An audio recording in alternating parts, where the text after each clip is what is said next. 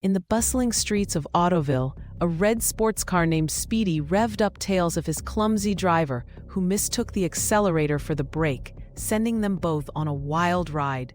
Meanwhile, Big Rig, the friendly truck, chuckled about the time he got stuck in a car wash, trying to impress a shiny SUV, and ended up drenched.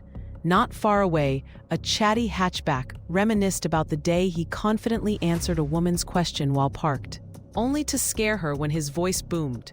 And let's not forget the sassy SUV, who hilariously tried to parallel park, only to be saved by a quick-thinking minivan that swooped in to help last minute. These cars know they may have wheels, but it's their conic hearts that fuel the laughter.